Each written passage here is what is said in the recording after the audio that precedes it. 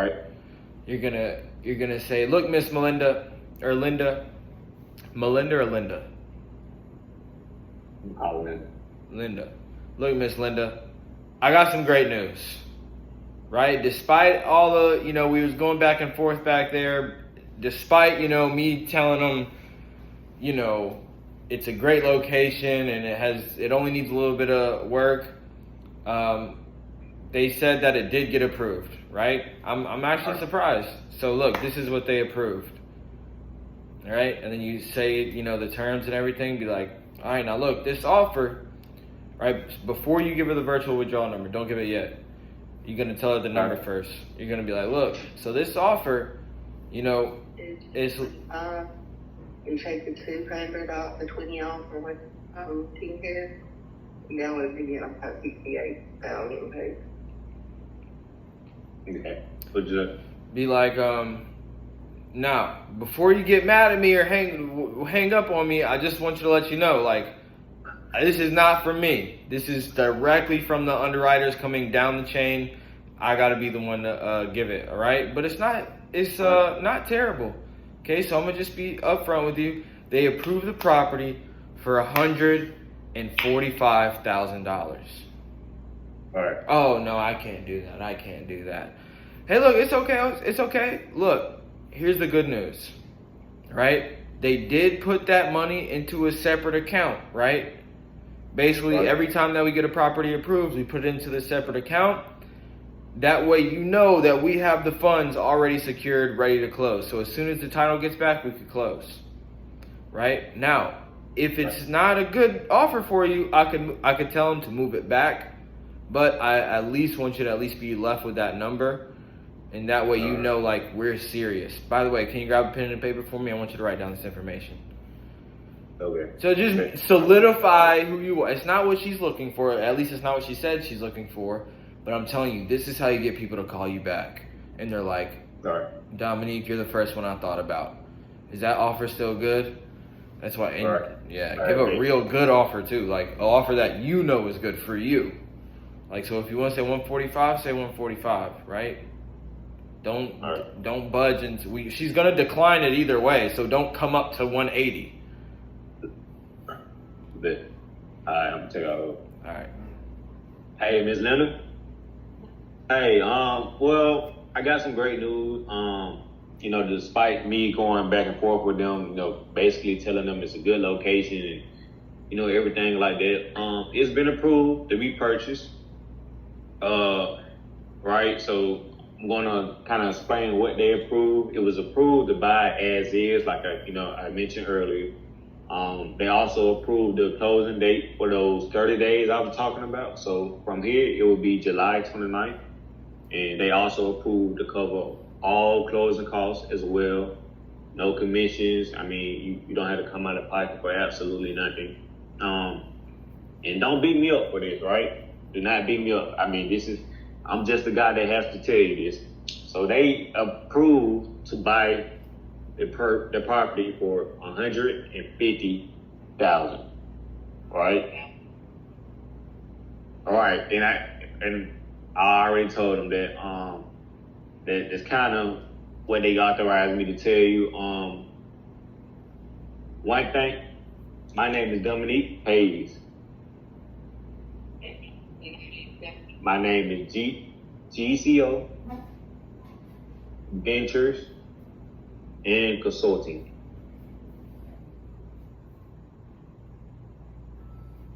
Yes, ma'am. I mean, by chance, they also put the funds into a virtual withdrawal account. That's kind of the account where they just set it aside, basically saying, hey, we don't spend this nowhere else besides, Miss Linda's home. And by chance, I don't know if you have a pen or a paper with you, but, maybe you can write it down for me if anything changes. Yes, ma'am. So it's going to be VW, V as in violin, W as in win. What is she writing down? It's going to be 15342. Explain what that is again, because I don't think she knows. Right, and like I said, that's kind of a reference number, basically saying, hey, this is the funds for, this specific property here, right? If I type in this code, if you call back with this code, Yes, I'm able ma'am. to pull up Thank your you. profile. No, you ain't hang up, did you? Sure. Damn, why'd she hang up? She was just like, okay, thank you. No. Bro, it was no day anyway. I'm not. It don't matter. It was you supposed to practice leaving with like a home run, leaving with a good impression. Don't let them hang up because they feel pissed off. All right. I think where you kind of started to go left at is where you gave her the virtual withdrawal number. You didn't really explain what she was writing down. I did explain it. I explained it before. Did you hear me? I heard you. What I said? I heard you. You said this is an account, I want you to write down this information. The information is VW. I'm like, what the hell am I writing? No, I didn't. What? No, Yeah, I you didn't. did. You explained. Bro, You explained the virtual account. You was like, this is where the the funds have been set aside, and we're not spending it anywhere but on Miss Linda's property. If you can, right. maybe you could write this information down for me. And then you just started saying VW. What is she writing down? I would have started with my name, the company, and you could give them my company website. I gave her the company. Did she write it down? No. Yeah. Really? Yes. I thought the first thing she was writing down was the VW. No, the first thing she wrote down was my name. She was like, "What's your name?" I'm like, Dominique Hayes. I'm like, all right, let me write this down. She That's said, okay. let me write this I gave her a down. little pause. I said, the company name is GCO Ventures and Consulting.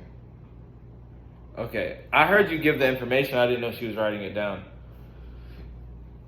But anyways, double check. And then so your name, company name, website, and then your phone number. And then say, repeat that for me. Get her to repeat it. Make sure she's actually writing it down. And then like give the virtual withdrawal number. Be like, but I'm just saying, the thing that I noticed is like, you could have explained the virtual withdrawal number better. But anyways, and even after you did that, instead of her saying, all right, goodbye, beep, she'd be like, all right, just want to say again, Miss Linda, it was a pleasure talking to you. Believe it or not, I know I'm just a stranger, but I really did enjoy getting to know you. Again, if anything changes or you think that, you might want to look at some other options, or maybe, having us list it for you. I do know a few realtors. Just reach out to me. You have my number, you have my name. Again, have a great weekend. Like, just leave with some positive, like, an experience. Don't just let them hang up. Especially when you've been on the phone for that long.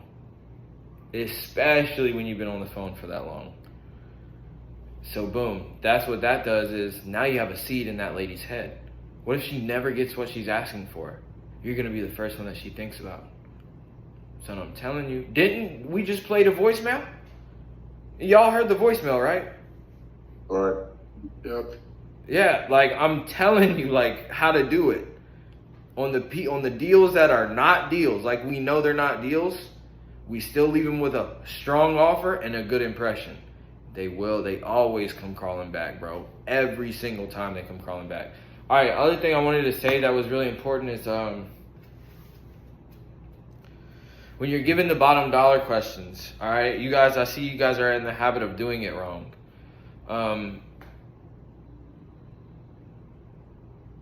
Did I say that? Yeah, it's in the script, but it's framed differently. Maybe I should write it differently. But so the bottom dollar questions, first you say, if we came in all cash,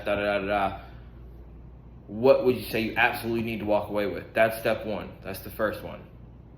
Then they say, whatever number. Then you say, is that negotiable? Okay? So in a perfect scenario, in a perfect world, they give us a good number at first. And then we say, is that negotiable? To an even better number. And then we say, if I came in at this, is this a deal breaker? That's a perfect scenario. And then you only go in that sequence if at first they give you a good number. Like, so we ask the bottom dollar question and they actually give us a number that's actually good or close to being good. Like, oh, was that negotiable? Are you trying to get even lower? Okay, so what if I came in a little bit lower? Is that a deal breaker? Right? Because the point is the deal breaker question. You only ask the deal breaker question if you're already at a good number. Like to where you know it's a deal. So if it's not a good number, it said I need 250 or nothing, and you needed at like 150, that's when you don't say deal breaker question. It's like, don't ask that question. That's a dumb question to ask right now. He's like, yes, it's a deal breaker. He's telling you right now it's a deal breaker. So don't ask that. And then you guys ask the deal breaker question for stupid numbers. Like, it's a deal breaker for you. Ask if it's a deal breaker for them. It's a deal breaker for you. So the question to ask is, the question to say is, okay, well, my underwriters are showing me that investors in the area are buying houses in similar condition for around this much. And that's when you say half of what they're asking. That's when you give them your best allowable offer, not even the max. Your best allowable offer to really anchor it down. And that's when you say, well, I see investors are buying houses in this area for around this price. What would you say if somebody offered you that? Again, I'm not saying that's our offer, but what would you say if somebody were to, offer you that? That's where we anchor them. And they could say whatever, like hell no, or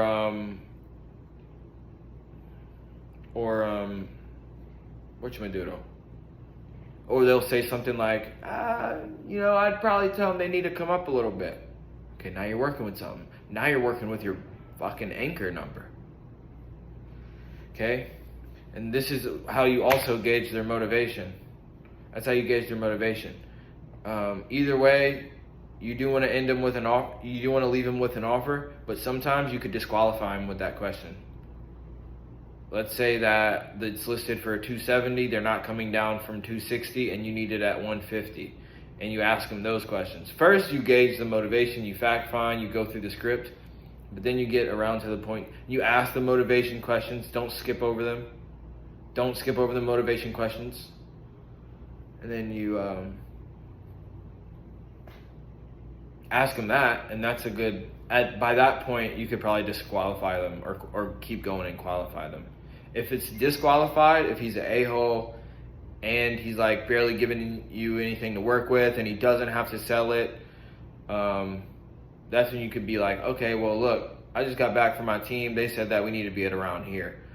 And that's when you give them like a soft, ending. You don't go through the whole spiel. You give them a soft ending. Don't get in the habit of doing this though. But sometimes, the small times when they get disqualified, you do that. Be like, hey, look, it's a pleasure talking to you. Here's my number. Here's my name. Da da da da. You still give them the good outro. But for this lady, she was still qualified. You need to be at 150. She's not coming down from 250. Or am I tripping? No, 220. Yeah. 220. No. 220 right there. Okay. She was low-key qualified. She's somebody you want to stay on the phone with, make her laugh, and then leave her with your number, your name, your company website, and the virtual draw number, all that. And you want to say it was a pleasure talking to you, to Miss Linda. Just make sure you just have an outro for every call, y'all. If you could get anything out of it, the bottom dollar questions, know when to ask that. Is that a deal breaker question? Don't ask that if they're already giving you a bad number. That's when you go straight into, okay, well, I see other investors are buying houses around this area in similar condition for about this much. What would you say if somebody offered you that? I'm not saying that's their offer, but I mean, like, that's what I see people are buying it at. What would you do? And then you go based off that. And then the other thing is, have an outro for every phone call. Create an outro for every single phone call. We have our intro, now have an outro. Like, one little small bad memory is going to ruin the whole good experience. So make sure you end on a good note. Don't let them see like, okay, You wasting my time. Bye. Don't let them do that. Be like, hold on. Like I said, Miss Linda, look, I didn't come up with this numbers. I like it, to be honest. I like you. I think you're really cool, and I had a great time talking to you. But, I mean, let's be real. We're in it to make money, right? I'm not in the business of lowballing anybody or doing bad business. But I am in it. We are investors, and we just got to get at the best price. So look, here, this is what I want you to do, Miss Linda. Just write down my name, my number really quick. If you need anything at all, whether it's about the house or anything, you need anything, you call me and you let me know. When you do that stuff, bro, son, I'm telling you, when you have a fire outro, bro, they be thinking about you. I don't know if y'all was in the meeting one day, one seller, after I closed the deal, she was like, I didn't hear from you. You doing all right? Yeah, all that, like, I'm telling you. Build that relationship. Give them an experience. Because nobody else is doing that. Everybody else is calling them, asking about the AC and the roof, and be like, $25,000. Be like, all right, bye. You know? They could said pump and dump. They treat them like a rag doll. Pump and dump. Like, they're just treating them like nothing. We're going to be the gentlemen swooping in. You feel me? Say, girl, I know this ain't the offer you looking for, but you feel me? But yeah, y'all got anything to say before we end it? I just got one thing real quick, like kind of off topic. So when they say how long is the inspection period? The inspection period, that's how long we have it under contract for, right? For like the 30 days? Mm-hmm. Okay. All right, that's it. That's all I had. But what you were saying is true, though. Giving them that outro. Give that outro, son. Just make up your own outro. Yeah. Make up an outro. I always say, it was a pleasure talking to you. It was really fun getting to know you. People like that. Like, I'm fun? Like, you think I'm fun? You know? People like that. Like, it's like gassing them up. Stroking their ego. So you gotta make them feel good at the end. Make them feel good throughout the whole thing, but at the end you want to leave a good ending impression, lasting impression. You add some extra season at the end. That's what. Yeah. Don't just say, okay, all right, hit me up if you need. All right, bye. Y'all do that a lot. Y'all do that a lot. Y'all got to get out of that habit. All right, it's not a deal. All right, not a deal. Bye. Or you'll let them hang up on you. I always do that. Son, that gets you deals. All right. All right. Let's get it. 2 contracts Give us this a week. call. 2 contracts this week. I already got 1 signed. Loser does 200 push-ups. Let's get it. All right, let's get it. We got to go lose. Huh? We got to go lose. We ain't gonna speak that into existence. We all gonna make it. We all gonna make it. All right, y'all. So we got to think coming first. Huh? We got to think coming first. You Who's coming first? Who you think gonna? I'm gonna come in first, but Me, right here. all right.